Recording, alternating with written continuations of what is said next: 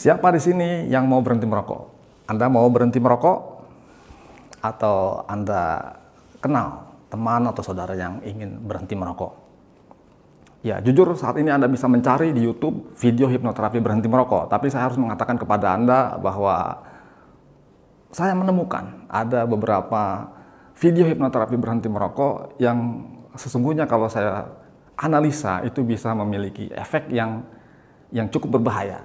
Jadi sebenarnya berhenti merokok ini mudah dan sepele, tapi kalau ditangani dengan tidak hati-hati itu bisa berakibat yang sangat fatal. Dan dalam video ini saya akan membahas mengapa teknik-teknik itu bisa berbahaya buat Anda.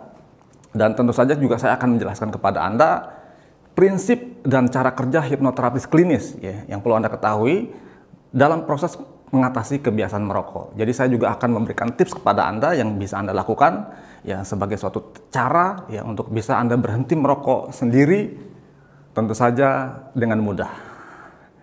Jadi pastikan Anda simak videonya sampai akhir.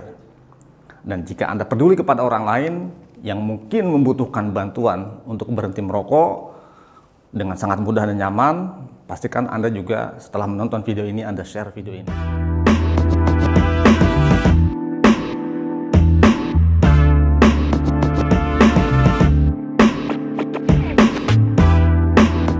Jika ini adalah pertama kalinya Anda melihat video saya, seperti biasa izinkan perkenalkan diri saya Joni Yudhistira, saya hipnoterapis klinis.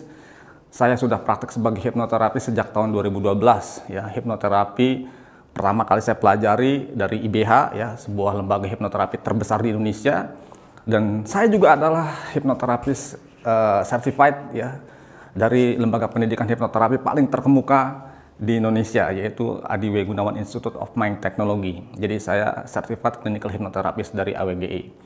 Saya juga menulis beberapa buku, dan buku terakhir saya berjudul Teknik Sederhana Kekuatan Pikiran Bawah Sadar untuk Mencapai Apapun yang Anda Inginkan. Nah, baik, langsung saja ya. Jadi seperti tadi saya katakan, ada beberapa video konten hipnoterapi ya berhenti merokok di YouTube yang bisa Anda temukan. Dan di dalam video tersebut ya, terapisnya biasanya memberikan sugesti kepada subjeknya bahwa rokok itu bikin mual, ada yang bikin rasa tai ayam dan sebagainya. Dan kemudian Anda juga bisa melihat tiba-tiba dia batuk-batuk, mual dan sebagainya. Pertanyaannya adalah apakah video itu aman? Apakah teknik itu aman? Nah, saya tidak akan menunjukkan videonya yang mana atau hipnoterapis yang mana, tapi saya ingin mengatakan teman-teman. Jadi teknik ya yang digunakan untuk memodifikasi suatu perilaku seseorang dengan cara menghubungkan kebiasaan atau perilaku yang hendak dimodifikasi itu dengan sesuatu yang tidak baik ya, dengan sesuatu perasaan yang tidak menyenangkan, ya, maka entah itu emosi atau apapun itu, teknik ini disebut teknik aversion therapy. Nah, jadi tujuan dari teknik aversion therapy ini cuma satu, yaitu menghentikan kebiasaan atau suatu perilaku yang dianggap merugikan dan diganti, dihubungkan, dikaitkan dengan suatu perasaan yang tidak nyaman. Nah, jadi misalkan biasanya digunakan dalam menghentikan kebiasaan merokok atau makan berlebihan, pornografi dan sebagainya gitu. Jadi kalau teman-teman melihat di YouTube hipnoterapi berhenti merokok, di mana di sana didemokan subjeknya, disugesti rokoknya menjadi rasa tai ayam, dia menjadi mual-mual dan lain sebagainya ya. Maka bahkan saya lihat ada yang sampai muntah-muntah begitu ya. Itu artinya teknik yang sedang digunakan adalah teknik penggunaan aversion terapi. Jadi penggunaan aversion terapi dalam hipnoterapi kalau tidak diperhitungkan dengan sangat matang itu akan justru bisa membahayakan klien, dan ini bisa sangat berbahaya. Kenapa bisa begitu teman-teman? Jadi saya akan menjelaskannya sesederhana mungkin. Gini, jadi ada dua hal yang perlu Anda cermati. Jadi yang pertama adalah saat kita melihat proses hipnoterapi berhenti merokok ini, jadi biasanya langsung disugesti itu. Jadi diinduksi langsung diberikan sugesti. Kemudian setelah sugesti itu biasanya rokoknya pahit, kemudian mual, terus kemudian kalau akan dia dipaksa akan merokok akan muntah dan sebagainya. Kemudian langsung dibangunkan. Biasanya kalau videonya seperti itu. Nah, teman-teman dengan proses yang seperti itu kelihatannya kayak wah canggih sekali nih. Hitungan berapa menit dia langsung berhenti merokok ya. Nah, tapi kita tidak melihat di sana ada suatu proses pada akar masalah ya, yang pertama kali menyebabkan si klien itu merokok. Nah, jadi perilaku berhenti merokok ini sebenarnya adalah suatu strategi pikiran bawah sadar untuk mencapai suatu tujuan. Jadi kalau saya mengutip ya dari buku guru saya Pak Adi W. Gunawan, perilaku itu dikatakan sebagai suatu strategi ya yang terbukti efektif, efisien, yang digunakan untuk mencapai satu hal ya yang diinginkan dengan cepat. Nah, jadi kalau perilaku berhenti merokok itu dilihat sebagai suatu kebiasaan, maka sebenarnya ini adalah suatu strategi dari pikiran bawah sadar, ya disadari atau tidak, ya untuk mencapai satu hal. Ya.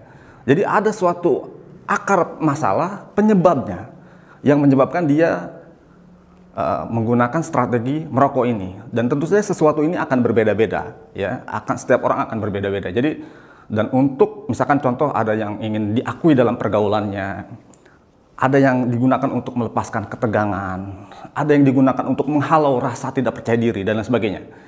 Jadi penyebab perilaku, jika tidak diproses, ya, maka akan ada dua kemungkinan teman-teman.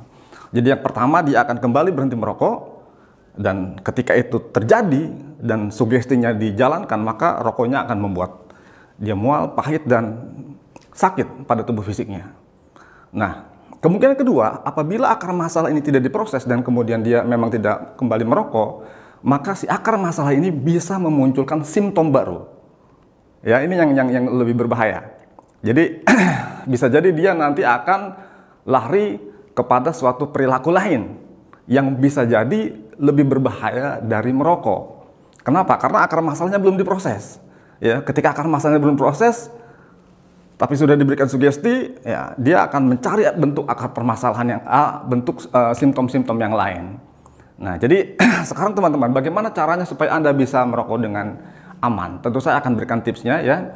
Tips yang pertama adalah pastikan Anda, kalau memang ini yang pertama adalah Anda ketemu dengan hipnoterapis klinis yang cakep dan handal di kota Anda. Tapi jujur ya, untuk ketemu hipnoterapis tentu Anda butuh biaya. Ya, tapi ini adalah saran yang paling baik ya untuk kesehatan Anda di jangka panjang. Nah, saran kedua bagaimana kalau tidak bisa ketemu hipnoterapis klinis? Nah, begini teman-teman. Jadi bahwa perubahan yang terbaik itu terjadi dari dalam. Jadi untuk bisa berubah Anda harus punya alasan yang cukup kuat. Kenapa Anda ingin berhenti merokok? Jika Anda tidak memiliki alasan yang cukup kuat, ya maka tentu tidak akan ada hasilnya. Jadi baik saran pertama maupun yang kedua sebenarnya ini juga dibutuhkan. Jadi Anda harus punya alasan yang kuat. Kenapa Anda harus berhenti merokok? Nah, kemudian yang kedua adalah Anda juga bisa melakukan dengan dasar ini dengan cara melakukan self hypnosis ya. Salah satu cara yang terbaik yang bisa Anda lakukan sendiri. Anda bisa duduk, diam, rileks, santai, pejamkan mata ya. Dan untuk membantu Anda lebih rileks ya, Anda bisa tarik napas panjang dari hidung, perut dikembungkan, buang napas, perut mengempis kembali. Lakukan beberapa kali. Mata dipejamkan, duduk rileks, santai, tarik napas panjang, perut kembung, buang napas, perut mengempis kembali. Dan katakan dalam hati Anda bahwa aku bertanggung jawab penuh atas hidupku.